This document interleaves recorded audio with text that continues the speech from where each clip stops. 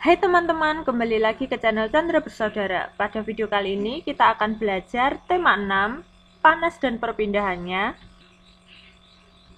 Subtema 2, perpindahan kalor di sekitar kita, pembelajaran 6.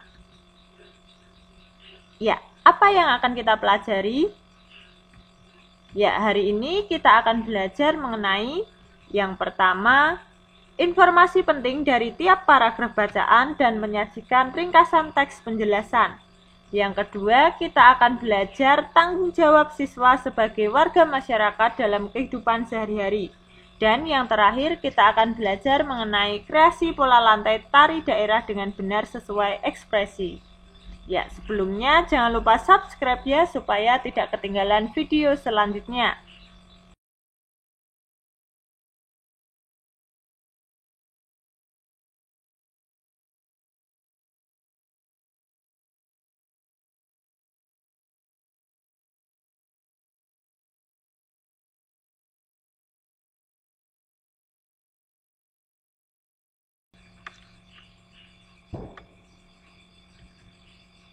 Siti berkata, "Dayu, terima kasih ya sudah mengajariku beberapa gerakan tari Bali termasuk pola lantainya."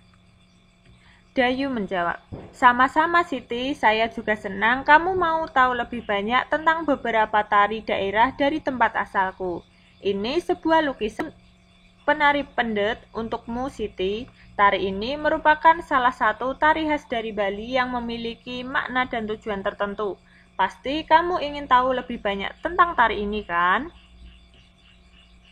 Ya, Siti menjawab, "Tentu saja Dayu, terima kasih sekali untuk lukisannya. Kamu memang teman yang baik." Ya, kita akan belajar melalui teks bacaan yang berjudul Mengenal Tari Pendet dari Bali. Tari pendet merupakan salah satu tari tradisional Bali yang sangat populer. Lahirnya tari pendet berawal dari ritual sakral Odalan di pura yang disebut dengan Mamendet atau Mendet. Mendet dimulai setelah pendeta Hindu mengumandangkan mantra dan setelah pementasan topeng Sidakarya. Tari ini dipentaskan secara berpasangan atau secara massal dengan membawa perlengkapan berupa bokor, sesajen, dan bunga. Pendet disepakati lahir pada tahun 1950. Tari pendet ini masih tetap mengandung kesan sakral dan religius meskipun dipentaskan di sebuah acara yang tidak berhubungan dengan kegiatan keagamaan. Pada tahun 1961, Iwayan Berata memodifikasi tari pendet hingga menjadi tari pendet yang sering kita saksikan sekarang. Beliau juga menambah penari pendet menjadi 5 orang. Setahun kemudian, Iwayan Berata dan kawan-kawan menyajikan tarian pendet massal yang ditarikan oleh 800 orang penari untuk ditampilkan di Jakarta dalam acara pembukaan Asian Games. Kemudian pada tahun 1967, koreografer tari pendet modern Iwayan Rindi mengajarkan dan meneruskan tarian pendet kepada generasi muda. Selain pendet, beliau juga mengajarkan dan melestarikan tari Bali lainnya kepada keluarganya maupun lingkungan di luar keluarganya. Tari pendet menceritakan tentang dewi-dewi kahyangan yang turun ke bumi. Biasanya tari pendet ini dibawakan secara berkelompok atau berpasangan oleh remaja putri. Para penari pendet berbusana layaknya penari upacara keagamaan. Setiap penari akan membawa sesaji berupa bokor yang di dalamnya terdapat bunga warna-warni. Pada akhir tarian, bunga ini akan ditaburkan ke tamu undangan sebagai sebuah simbol penyambutan. Tari pendet menggunakan pola lantai yang sangat sederhana dibandingkan pola lantai tarian Bali lainnya. Tari pendet hanya menggunakan pola lantai berbentuk huruf V, pola lantai lurus, dan pola menghadap ke samping kanan dan kiri, seperti halnya tarian tradisional kebanyakan. Pola lantai pada tari pendet tidak memiliki makna khusus. Tidak seperti tari bedaya dari Yogyakarta yang memiliki makna di setiap pola lantai tariannya. Apa saja hal penting yang kamu temui pada setiap paragraf di dalam bacaan? Gunakan tabel berikut untuk menuliskannya. Gunakanlah kalimat lengkap dan kata-kata baku dengan tepat. Ya, disajikan tabel dengan 2 kolom. Kolom yang pertama paragraf, kolom yang kedua hal-hal penting dari bacaan. Ya, kita akan bahas satu persatu. Pada paragraf pertama, hal-hal penting dari bacaan yang pertama. Tari pendet salah satu tari tradisional Bali yang sangat populer. Yang kedua, lahirnya tari pendet berawal dari ritual sakral Odalan di Pura. Yang ketiga, tari ini dipentaskan secara berpasangan atau secara massal dengan membawa perlengkapan berupa bokor, sesajen, dan bunga. Paragraf 2, hal-hal penting dari bacaan yang pertama. Tari pendet disepakati lahir pada tahun 1950. Yang kedua, pada tahun 1961, Iwayan Berata memodifikasi tari pendet menjadi yang sering kita saksikan sekarang. 3. Setahun kemudian, Iwayan Berata dan kawan-kawan menyajikan tarian pendet massal. Yang keempat, pada tahun 1967, koreografer tari pendet modern Iwayan Rindi mengajarkan dan meneruskan tarian pendet kepada generasi muda. Paragraf ketiga, hal penting dari bacaan yang pertama, tari pendet menceritakan tentang dewi-dewi kahyangan yang turun ke bumi. Yang kedua, para penari pendet berbusana layaknya penari upacara keagamaan. Yang ketiga, setiap penari membawa sesaji berupa bokor yang di dalamnya terdapat bunga yang akan ditaburkan ke tamu undangan sebagai sebuah simbol penyambutan. Pada paragraf keempat, hal-hal penting dari bacaan yang pertama, tari pendet menggunakan pola lantai yang sangat sederhana. Yang kedua, tari pendet hanya menggunakan pola lantai berbentuk huruf V, pola lantai lurus, dan pola menghadap ke samping kanan dan kiri. Yang ketiga, pola lantai pada tari pendet tidak memiliki makna khusus. Bacalah kembali bacaan dengan saksama. Berilah garis bawah pada kalimat-kalimat yang mengandung pokok pikiran pada setiap paragrafnya. Buatlah sebuah diagram untuk menjelaskan pemahamanmu terhadap isi bacaan di atas. Tentukanlah pokok pikiran dari setiap paragraf dalam bacaan dan tuliskanlah di dalam setiap kotak yang tersedia. Satu kotak tentu mewakili satu paragraf.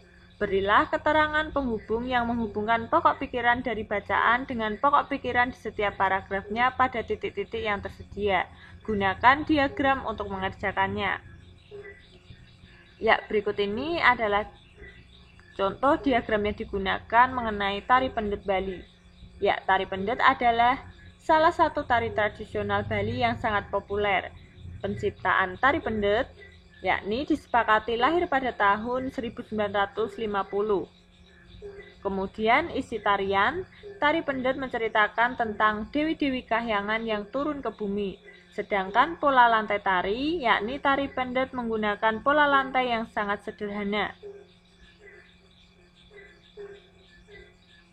Tuliskanlah pemahamanmu tentang isi bacaan berdasarkan diagram dalam satu paragraf berikut.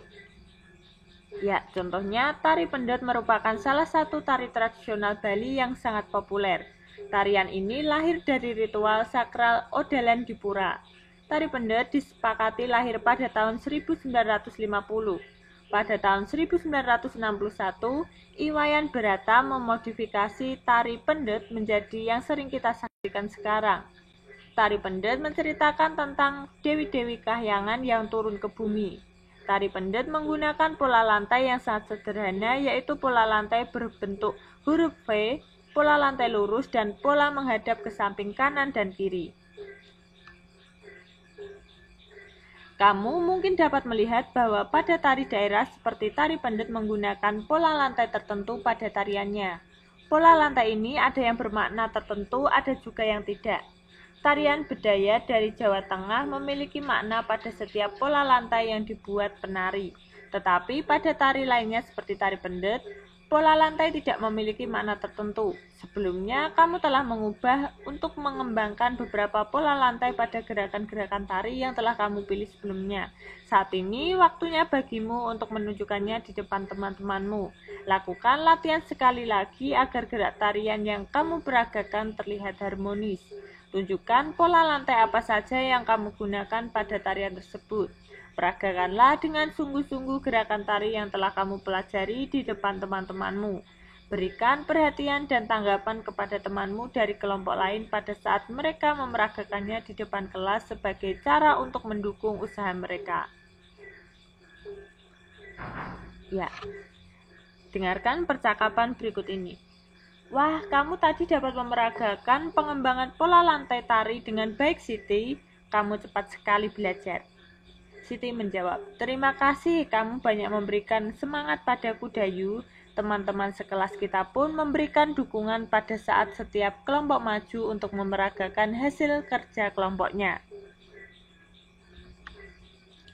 Nah, Dayu menjawab, ya, setiap orang mempunyai hak untuk mendapatkan penghargaan atas usaha kerasnya ya Siti, dan tentu saja kewajibannya adalah dengan berlatih sungguh-sungguh agar tujuan dari usahanya tercapai.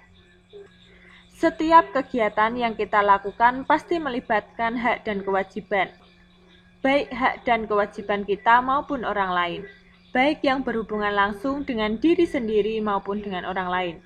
Pada saat kamu mempresentasikan sesuatu, kamu mempunyai kewajiban untuk mempersiapkan dengan baik sehingga kamu berhak mendapatkan kepuasan atas usahamu. Pada saat orang lain melakukan presentasi, kamu mempunyai kewajiban untuk memberikan kesempatan dan menghargai usahanya dengan memberikan perhatian dan tidak menertawakannya. Kewajiban yang kamu lakukan itu untuk membantu temanmu mendapatkan kesempatan presentasi dengan baik sebagai haknya. Demikian pembelajaran pada video kali ini, semoga bermanfaat ya, dan sampai jumpa di pembelajaran berikutnya. Bye-bye.